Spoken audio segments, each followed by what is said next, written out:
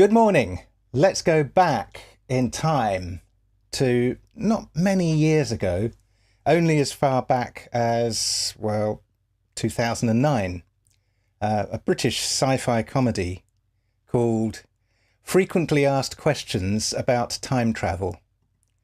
Now this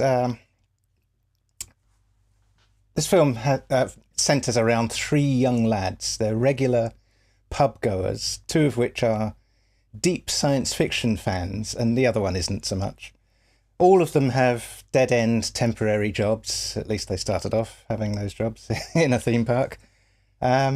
Ray is played by Chris O'Dowd. He's a futuristically dressed guide in the theme park, in the star ride of the theme park. But he ends up one day scaring the kids by being too realistic and imaginative. So they get rid of him. Pete and Toby don't have quite such prestigious roles. They're basically dressed as dinosaurs all day, promoting the park's restaurant.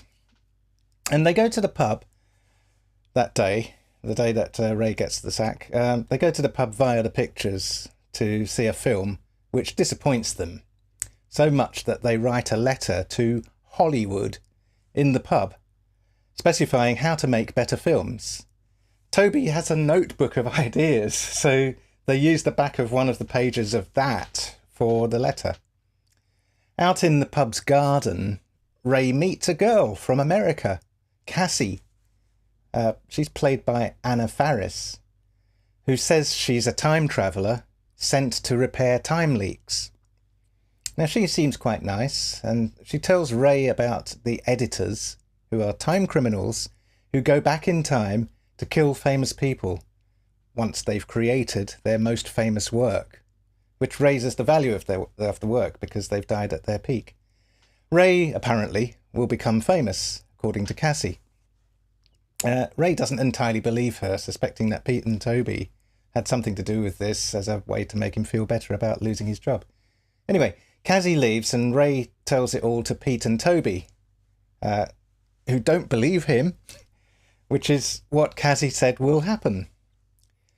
Pete gets up to go to the loo, but on his return, everyone is dead. Everyone in the pub is dead, including himself, but with a beard in the pub. He rushes back to the gents, panicking. Eventually, he has to come out, and when he does, there's the normal bustle of people enjoying the night out in the pub. Everything is normal. Back at the table with Ray and Toby, he relates what he has experienced. Ray still doesn't quite believe any of this, still thinking it's a joke being played on him. Nevertheless, the three chaps go back into the gents and recreate the exact steps that Pete originally did, only to find that they've gone back in time by half an hour. And they see their earlier selves at the point of finishing their letter to Hollywood, while they themselves are hiding in the cupboard in the pub.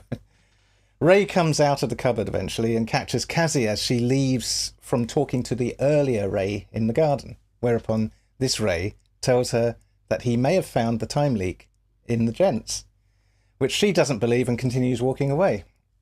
But a second later she comes back in with a completely different hair colour and style.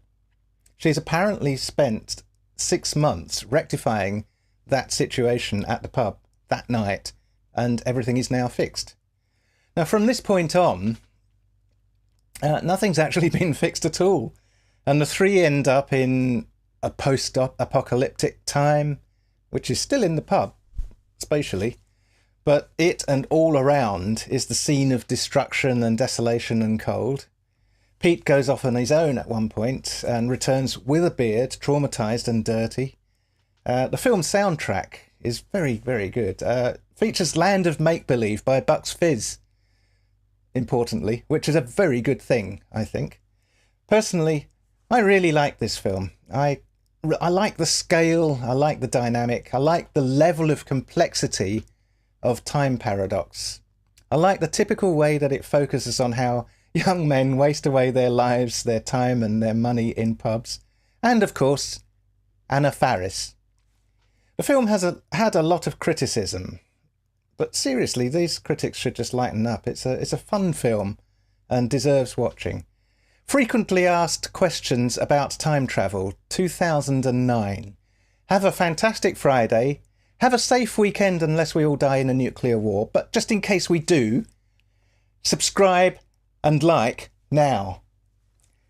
Thank you very much. Goodbye.